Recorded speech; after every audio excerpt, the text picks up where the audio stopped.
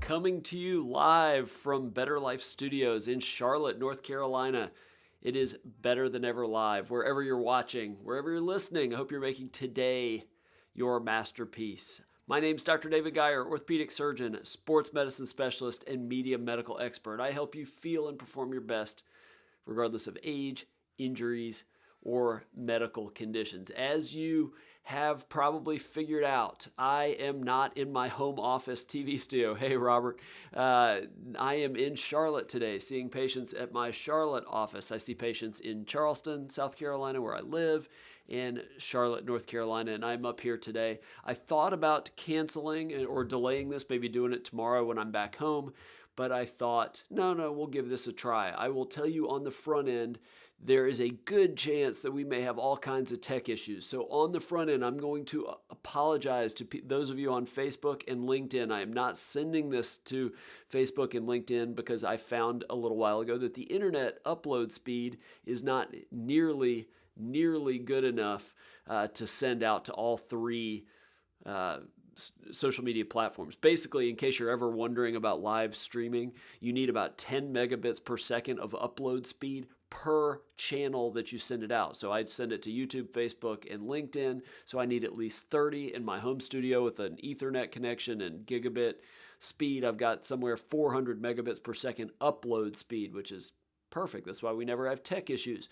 Today, we might have streaming issues and whatever else, so we will see. As always, and we still, just because we're doing this on the road, still have all kinds of good stuff to talk about today. A lot about sleep, which I badly need more of, at least over the last few days, but a lot to get to. As always, everything we talk about, this is not medical advice. I am talking about studies about health and wellness and exercise and nutrition and sleep and longevity and aging and all that kind of stuff. This is not medical advice. If you have specific medical questions or medical concerns, please talk to your doctor. Always, if you have comments, if you're watching this live on YouTube, share them. I'd love to know where you are, first name and where you're located. I'd love to hear it and love to hear what you think. And then if you're listening on podcast and you want to be able to comment or ask questions, definitely subscribe on YouTube, especially because I'm definitely going to do YouTube, but also Facebook and LinkedIn. YouTube.com/Dr. David Geier. Click the bell to be notified, and you'll know whenever I'm on live. And thank you to all of you that came out on Friday for Ask Dr. Geier. Got tons of great questions. Talked about some really cool things, peptides and some other sort of non-traditional, natural potentially ways to get bone and joint and muscle and tendon and ligament injuries to heal. I will do one of those again this Friday, so pay attention, look out for that. If you have questions related to health and wellness or you have an orthopedic injury, I'd love to talk about that. All right, like I said, we're going to start off, we're going to talk a lot about sleep today. A lot of studies pertaining to sleep, both with adults and with our kids. A new CDC study, and I know the CDC's come under a ton of fire during the pandemic, but they do things other than the coronavirus. But they released a new study showing how poor our kids' sleep is.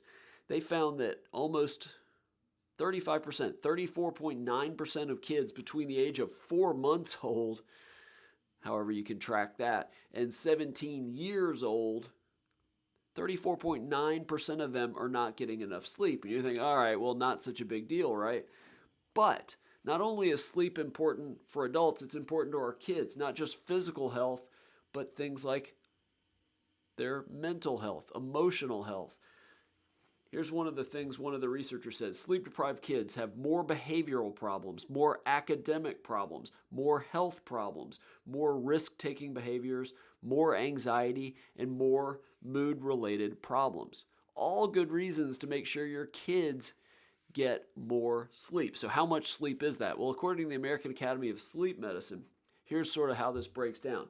Infants between 4 months and 12 months old, now, that's probably hard to regulate how much they sleep, but it's going to be a lot, between 12 to 16 hours a day, counting naps. Children between the ages of 1 and 2, it starts to drop a little bit, but it's still a lot, 11 to 14 hours, including naps. 3 to 5 years old, 10 to 13 hours of sleep every day, including naps. It's when they hit about 6, they start giving up their naps, but kids between 6 and 12 years old should get 9 to 12 hours of sleep a day.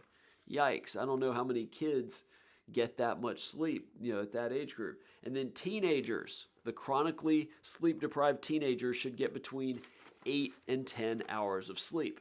And here's the thing, not getting enough sleep as a kid could set you up for relationship problems, behavioral issues down the road. And you ask, well, why would that be? Well, it may be because you can see it all over their face. Researchers at the University of Houston, I think this is fascinating. University of Houston wanted to see if when a child is sleep deprived, if they have different facial expressions around their friends, around their peers, and then it makes it harder for them to make friends and to have good relationships with their friends. Basically, they felt that if you're tired, you're going to have a negative, unfriendly, unwelcoming face, and then you're going to have poor relationships. So what they did, and this was published in Medical Express, they took 37 children between the ages of 7 and 11, and they did 2 different phases of this experiment. One when they were well rested, one when they got not nearly enough sleep. And they showed each of these kids on a computer positive or negative images, and then they took pictures of the child's response to that, their facial expression.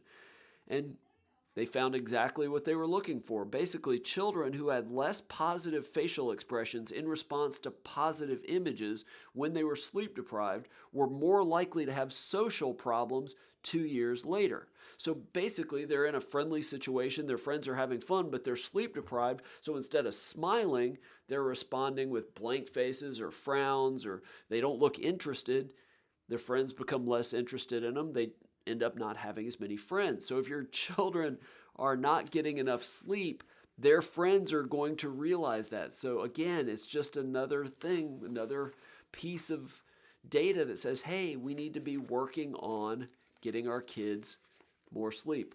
Along the same lines, if you want your kids to do better in school, maybe you should have them sleep more. A study out of Washington University in St. Louis, which is actually where I did my orthopedic sports medicine fellowship, researchers there in a study published in Psychology, Health, and Medicine looked at sleep and grades, and not just the amount of sleep, but the consistency of the sleep. So what they did, they took 97 first-year students at Washington University, which is in a beautiful part of St. Louis. It's in Clayton Park, or Clayton. I forget the name of the park there. It's like Central Park, but in St. Louis.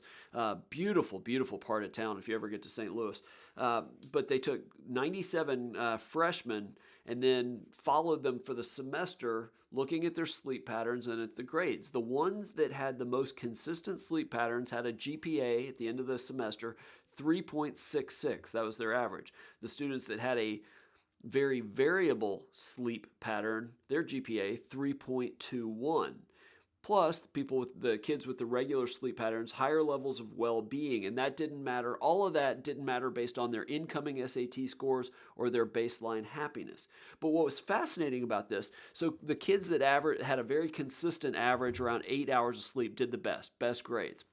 But even the kids that averaged 12 hours, but it was 4 hours some nights, 12 maybe on weekends, so it averaged the same, they didn't do nearly as well as the kids that it was consistent across the board. That leads credence, not just for college students, but all of us, but especially younger kids, go to bed at the same time every night, wake up at the same time every day, getting enough sleep. That is the best way for physical health, mental health, and for grades. And the thought is that the problem when you are sleep deprived is that or if you have very variable sleep cycles, is that you lose a lot of REM sleep. That's the rapid eye movement sleep. You tend to get those cycles, the REM part of that gets longer and longer as you go throughout the night. So if you lose sleep, you're losing the longer REM phases, and that's where our memories are consolidated. So very, very important in an academic sense. The lead author, again, this is addressing college students, but one of the things we do when we are overloaded with work in college, the first thing we cut is sleep. And I remember when I was in calculus, my first semester of college, and in our Friday class, our final exam was the following Monday. And so in class on Friday, he said, look, trust me on this, don't pull an all-nighter, because you'll come into that exam, you won't be able to think, and you'll do terribly. And he said, if you're going to pull an all-nighter, do it tonight, Friday night, so you still have time to recover. But his idea was that the all-nighters were very productive. Well, this researcher said exactly the same thing. Because you're not getting that REM sleep, you're not consolidating all that memory from what you learn, he said all-nighters are not only unproductive, they're counterproductive. And I couldn't agree more. So if you're really busy, and you've got too much schoolwork to do, you've got big tests to come up, don't sacrifice sleep to make up for that. That, by and large, will not go well.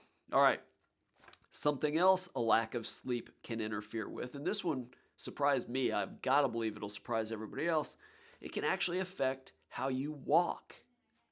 This is a true story. University of Maryland researchers in a study published in Scientific Reports studied, again, college students who are sleep deprived, and they put these kids on a treadmill and made them synchronize basically when their heel hit the treadmill with the beat. That's all they had to do. So whatever the cadence of the song was, or the time pattern was, they just had to hit their heels to it. The more sleep deprived they were, the worse they did on this. And it got them realizing, hey, walking, we think it's just something that happens. We do it automatically. But that isn't really true.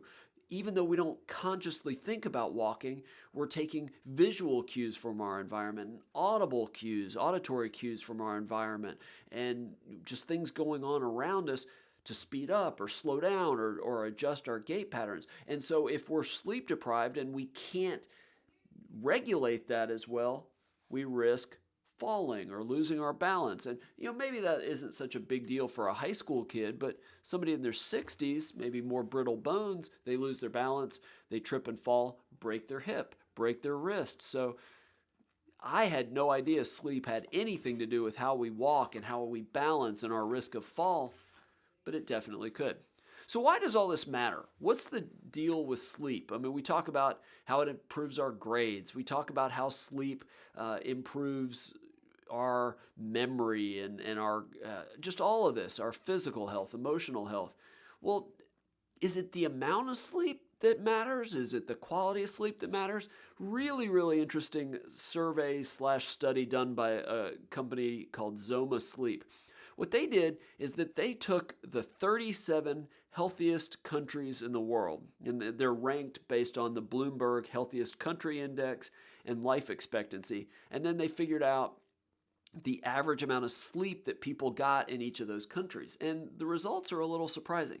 So the 5 healthiest countries by that country index, and this, I don't know if this will surprise you or not. Healthiest, Spain. After that, Italy, Iceland, Japan, and Switzerland. All very healthy countries. Not surprisingly, those correlated with life expectancy as well. Japan has the highest life expectancy, about a little over 84 years. Switzerland just under 84 years. Those 5 countries, the 5 healthiest countries, average just under 7 hours of sleep a night. All right, let's look at the unhealthy countries out of those 37. Let's take, I don't know, the United States. 30th out of 37 for health, 28th out of 37 for life expectancy, but we average 7 hours and 10 minutes of sleep. The unhealthiest of those 37 countries, Mexico, with the lowest life expectancy, had the highest amount of sleep, 9 hours of sleep a night. So clearly, there's a couple things to take home. One, you don't have to have 8 hours of sleep a night. That clearly does not seem to be the end-all, be-all. Or you don't have to have 8 hours of sleep, I should say. That's sort of what everybody says. Oh, you got to get 8 hours of sleep. Clearly not. The 5 healthiest countries in terms of health span and in terms of life expectancy didn't even get 7. So it's the 8 hours thing doesn't necessarily seem to be true. But 2 seems to be more about quality than quantity. So getting your deep sleep, the restorative sleep, getting your REM sleep seems to be very important, even if you're getting 6.5 hours. That's why these Oura rings, and I'm not paid to sponsor this. I say this, I've worn this now for years. I'm probably going to get the new one that just came out. Shows you all that. It shows you the deep sleep cycles, the REM sleep cycles. It shows you when you're awake that you didn't even realize you're awake. It's really, really fascinating. All right, so we get sleep because it puts us in a better mood, or at least that's one of the reasons. I hope it puts you in a better mood. What else puts you in a better mood? And before you type out alcohol or exercise or stuff like that, which may or may not, a new study published in the Journal of Affective Disorders shows that daylight during the day will put you in a better mood. What they did, they took people in the United Kingdom Biobank cohort, and they found that people on average spend about 2.5 hours a day in daylight. Here's the thing. For every additional hour that people get, it lowers their odds of having depression, major depressive disorder. They have fewer depressive symptoms. They have lower odds of using antidepressant medications. They get better sleep and fewer issues with insomnia. And specifically with sleep, they have fewer issues waking up and being groggy in the morning and feeling tired during the day. That's with each additional hour of daylight. Well, why would that be? Why does daylight make a difference? And I thought when I initially read this, before I kind of got to the actual study, I thought, well, it's going to be the vitamin D, it's going to be getting outdoors, the fresh air, and we've talked about the benefits of nature in the past. But it's actually something more specific to the daylight, and it gets to what we call circadian rhythms, or our biological clocks. And the way our body works is that in theory, especially before technology, is you wake up as the sun rises. That sunlight, that daylight, causes the release of cortisol and some of the stress hormones in a good way to kind of get you moving. But then as it gets dark, the amount of light you're exposed to goes down. All that cortisol, all that stuff bottoms out. The melatonin rises in your body. your brain releases melatonin, and then you fall asleep, you have a good night of sleep. The problem is we sort of circumvented that with technology. Now we get up really early when it's still dark out, and then at night we're exposing ourselves to tons of artificial light, TVs, iPads, phones, all of that artificial light, some of it blue light, but just light in general. We leave our house lights way on at night, and then that affects our circadian rhythm. So the more you can set your body to normal circadian rhythms, the better, meaning getting exposed to sunlight as much as you can early in the morning and throughout the day, but then at night, having your house darker, dimming the lights, less exposure to technology, not only better sleep, but lower issues with depression and everything else. Last thing about sleep, and then I'm going to come back to the light thing, because I think or a couple more about sleep, and then I'm going to come back to the light thing. So I drove up here from Charlotte early this morning to get to see my first patient. It's about 3 hours away from Charleston. So I'm really tired. I could really use a nap before I make that drive back to South Carolina. And I love naps. Anybody that knows me knows that when I can, I try to take a nap. I just feel better. And I've talked recently on this show about the benefits of naps as it pertains to athletic performance. Well, a new study out of Michigan State says, pump the brakes on naps. May not be so good for you after all. Study published in the journal Sleep, they found no benefit in terms of recovering from sleep deprivation from 30 or 60-minute naps. There was also no difference between people who took naps who were sleep deprived and the people who were sleep deprived and didn't take naps. No difference on cognitive tests, mental. You and me both, Robert. He loves a good nap. No difference. Now, the reason they say naps don't help is that you're not sleeping long enough to get into slow wave or the deep sleep. And that is one of the things I've noticed with my Oura Ring. It can somehow tell that I've taken a nap, and it'll change my recovery score and my sleep score based on that 20 minutes, 30 minutes, whatever the nap is. The few times I've actually taken 90-minute naps, it has a massive increase, or a really, really significant increase in my recovery and sleep scores, more than a 20, 25-minute nap. Now, again, I know there are studies that dispute this thing about the cognitive performance, there are studies that show naps can be really good for cognitive performance. But having said that, this study, at least out of Michigan State in the journal Sleep, says if you're really sleep deprived, you need to fix that part of it, not just rely on naps to get you better. So take that for what it's worth. And then lastly, sleep and cognitive decline over a long period of time. We really worry that things like dementia and specifically Alzheimer's, one of the key factors to that may be chronic sleep deprivation. Well, how much sleep should you get? Another study out of WashU in St. Louis figured out that to prevent your brain from declining over the years, what you want is moderate sleep. Not too little sleep, not too much sleep, but somewhere right in the middle, sort of the Goldilocks of sleep. Well, what is that? And again, this is a new study published in the journal Brain. But what they found, and they looked at 100 people, followed them for 4.5 years they got sleep data, they got data on proteins in the brain related to Alzheimer's, and then they tracked to see whether or not they got Alzheimer's, again, based on all those different factors, but sleep being the most important one. And what they found sort of a U-shaped curve. And the cognitive scores were best at a certain level, but if they got less than 4.5 hours of sleep a night or more than 6.5 hours of sleep a night, the cognitive scores declined. And when you think, well, wait, that's way less, that people are saying we need 8 hours sleep, we need at least 7 hours sleep. These are surveys that people say how much sleep they got. That tends to be higher than what an EEG shows, which is how they measured sleep here.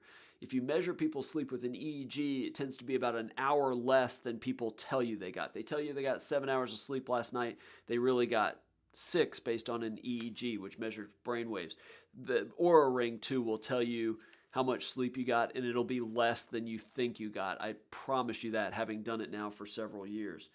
Now, so basically, in theory, if you do it based on what you think you're getting, you need to get somewhere between 5.5 and 7.5 hours of sleep a night.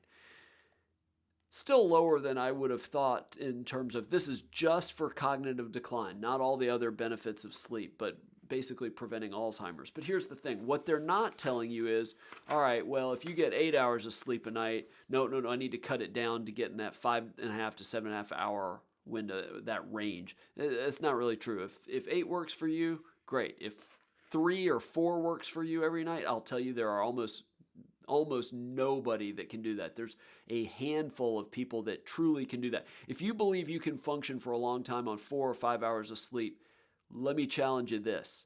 Do that for a week with no caffeine. No coffee, no caffeine pills, no tea, no soft drinks. And then if you can do it and not be tired, maybe you really are one of those people. Almost everybody I know that says that they do well on 5 hours sleep, 4 hours sleep, drinks 5-6 cups of coffee a day. That doesn't count, and it's not sustainable too.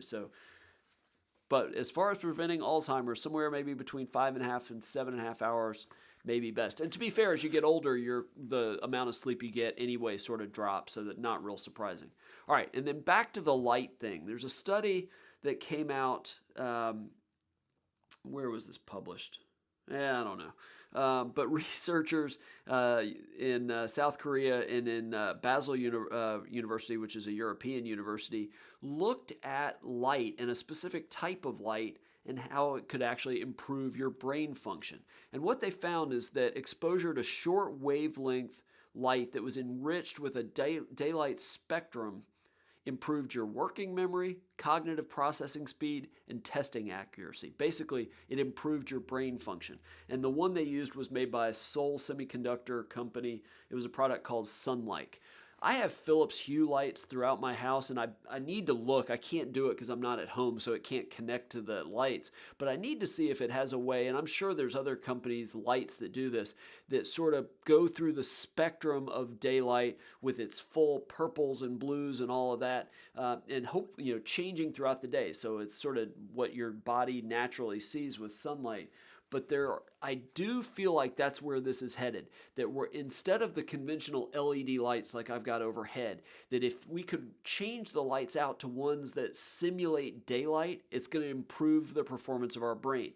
Good for our kids at school. It's good for us at work as adults. So I think this is coming. I know this was one particular company's light, but I have a feeling that this can be replicated with other types of lights where you can change the spectrum of the light. Like on my Philips Hue, you can do an energized mode or a concentrate mode or a dimmed mode or a relaxed mode. You can change the colors to anything you want. I have a feeling that not just Philips Hue, but lots of companies will basically develop lights that simulate sunlight that are going to be better for our brains and our performance. So stay tuned to that. I think it's really interesting. All right, a couple weeks ago, I did a study in one of these Better Than Ever Lives where I talked about screen time and kids' health, and this study concluded that, screen time's not so bad. I gave you the caveat as I hit the computer there. I gave you the caveat that there were a lot of unknowns to it, and there was an effect, but it was hard to know how much of an effect, and it was probably a lot of different variables at play. The problem is the media jumped on that and ran all kinds of stories about how screen time isn't bad for kids. Here are some of the headlines. Screens are not as dangerous as you think. Screens don't really hurt kids. Kids are not harmed by long screen times. Potential benefits of digital screen time. Kids being glued to screens doesn't cause anxiety. Now, I will tell you, these are all media companies putting these out there, and media, they all have social media presences, and they want to drive people to their websites. They don't want you off your screens. And so I think they sort of took a study and found one that sort of supported their cause. And if you don't believe me, I used to do these health tips, these 30-second health tips, and I was going to have stations run them, and they'd get a sponsor, and that would basically pay for the health tips and that kind of thing. Dr. Oz used to do things like that.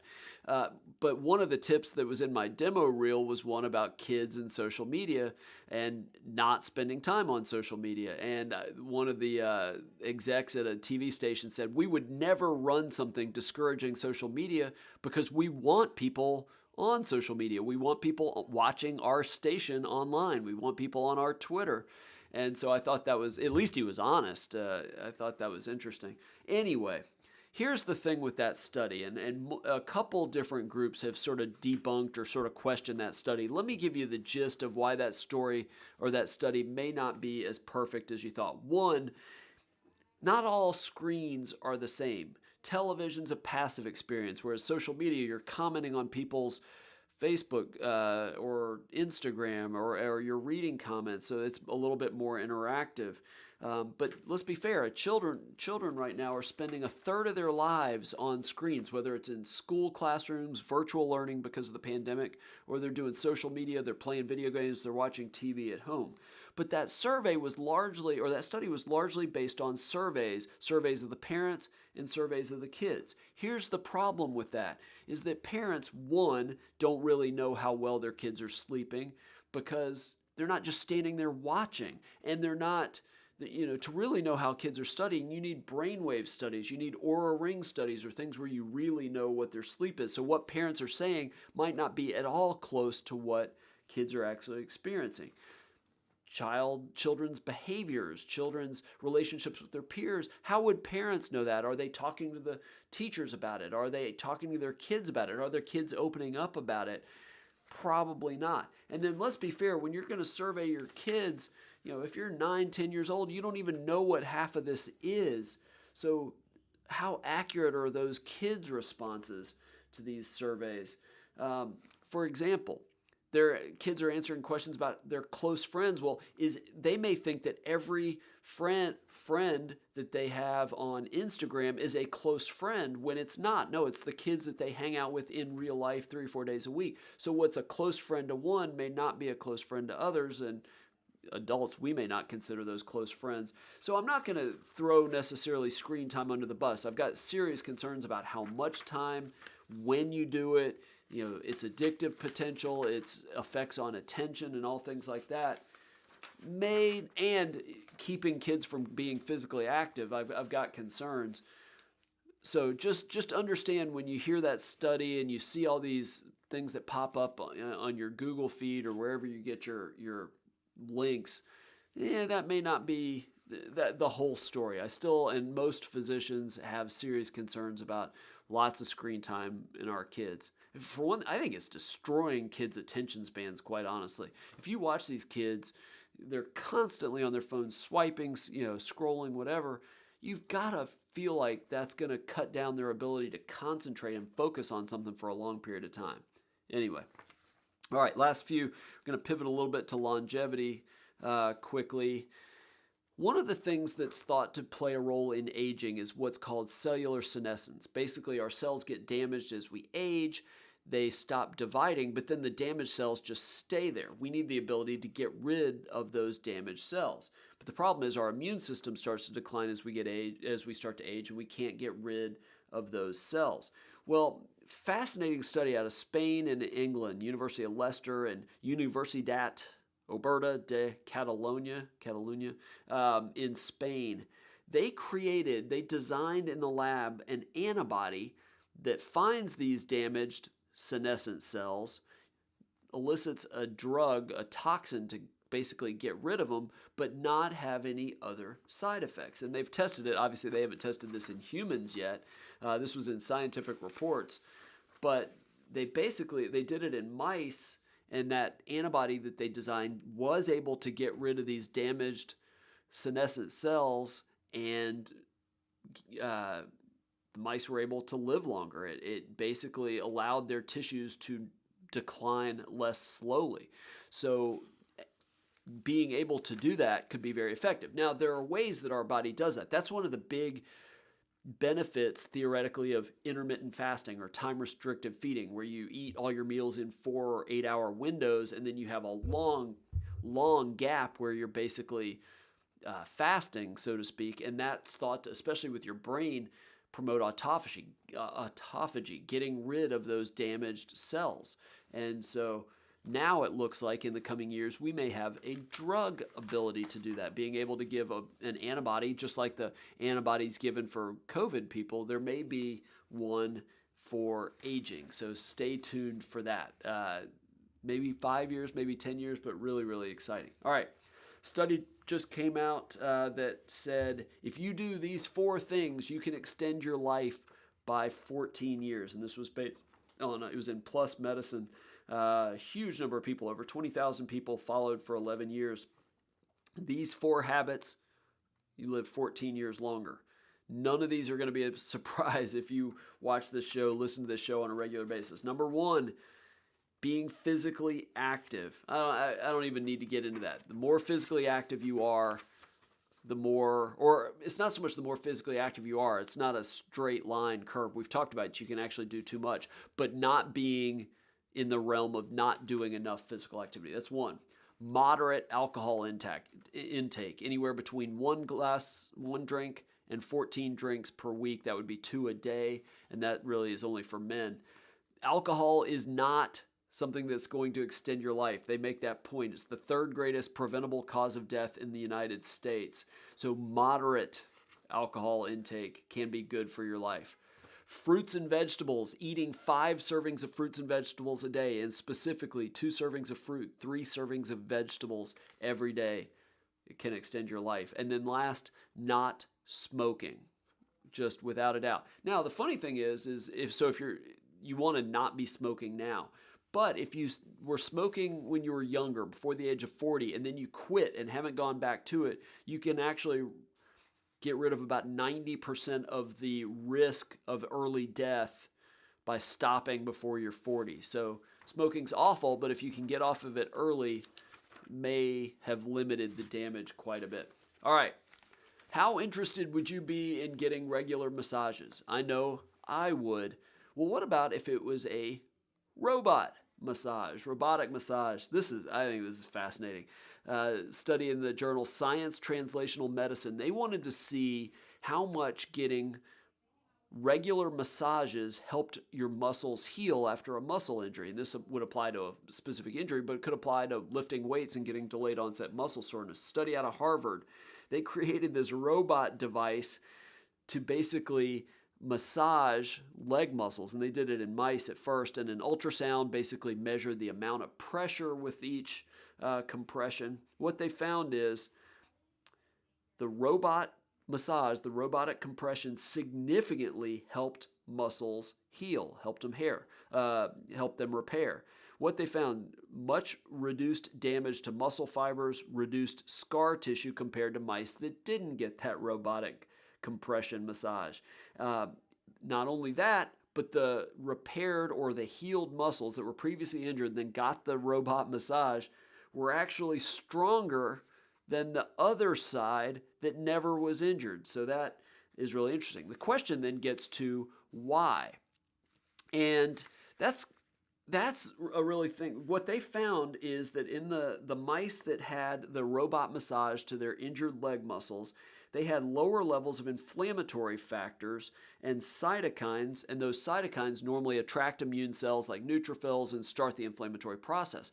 But those are bad long term. And so what the massage did is that it got rid of those inflammatory cytokines. It got rid of all those inflammatory factors. Somebody in the Ask Dr. Geier session on Friday asked about peptides and healing with Achilles tendon injury, Achilles tendon rupture. And I talked about 2 peptides that seem to be really good at promoting healing, BPC 157 and TB4, thymosin beta 4, which if you Google Wolverine stack, somebody's nicknamed BPC 157 and TB4 the Wolverine stack. It's really a fascinating rabbit hole you'll go down on Google if you do that.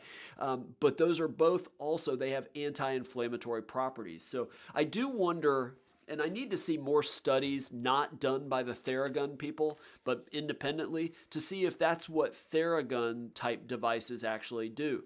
But it doesn't have to be a robot giving you a massage, even though I think that would be fascinating. I'd buy one of those the minute it came out, because honestly, I just don't go get massages. It's great. I really need to do it, but some device that you just put on whatever the sore muscle is would be fantastic.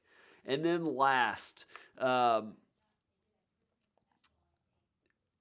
just talked to somebody about this yesterday, and I don't know if it was facetious, but she completely didn't believe me because I did this as a TV interview as well. A study out of the University of Michigan shows that men and women are equally emotional.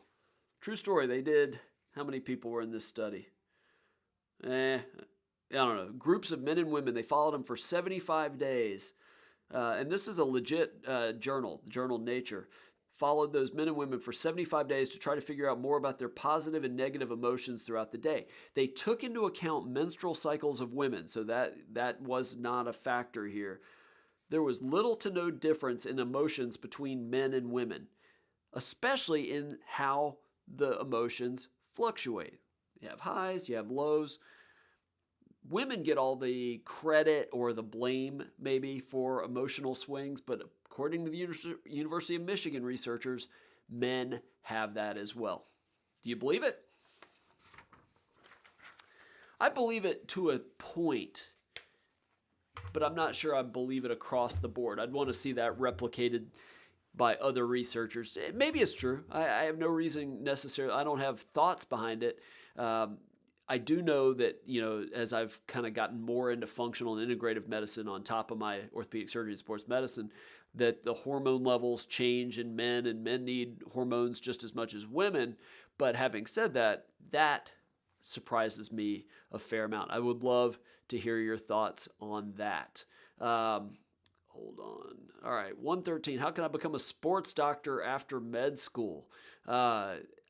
I'm not sure where you are, 113. I only know the United States, so I can't say. But after college, you go to medical school, and then you do a residency. Now, sports medicine doctors can be one of two things in the United States. They're either orthopedic surgeons doing the musculoskeletal thing, and the team physicians for pro teams, college teams, are almost always orthopedic surgeons. The pro teams I've taken care of, I was the head doctor because I was the orthopedic surgeon. The tennis tournament, pro tennis tournament, is because I was the orthopedic surgeon. But then there's also the medical side of athletes in sports medicine. So you'll have emergency medicine trained doctors, pediatrics trained doctors, physiatrists, PM&R, or family medicine is the common one. And then they go do a fellowship as well. So after orthopedic surgery, so medical school to orthopedic surgery is the most common route. And then after orthopedic surgery, you do an extra fellowship in orthopedic sports medicine. That's what I did at WashU in St. Louis. But if you go a different route, like family medicine, you go medical school to family medicine to primary care sports medicine. And then once you're doing that, then you've got to just get your name out there, try to work with, maybe youth teams and high schools, and then kind of progress colleges and pro teams. It's a process. It takes a long time. It's really, really great. I sort of lost interest in the working with pro teams and college teams. I love taking care of pro athletes, college athletes, high-level athletes that come see me individually, but I'm sort of standing on the sidelines, nights, weekends, all that, getting phone calls at 2 a.m. or 10 at night, somebody hurt, all that. I'm kind of over that. But sports medicine is a great way to go. It may be different in other countries, so if it's different where you are, certainly send that my way. That's typically how you do it in the U.S. All right, I have run long, so I am going to wrap it up. I hope this wasn't too awful coming from Charlotte. Different technology. You can see external mic, different camera, different lights. It's not my TV studio, but I hope it was good. Like I said, will be back in Charleston. So Thursday, you get the normal time, normal TV studio. Friday, Ask Dr. Geier. I try to do that as often as I can. We had tons of questions, really great ones. So I hope you can join. Robert, I am still going to get you that answer about the statins and testosterone to find out the true answer about do statins lower your testosterone. I told you my thoughts, but I want to give you hard data on that, basically conclusive data, not just my assumption about that. Thank you so much for watching. I really appreciate you joining, and I hope to see you Thursday for Better Than Ever Live. Take care.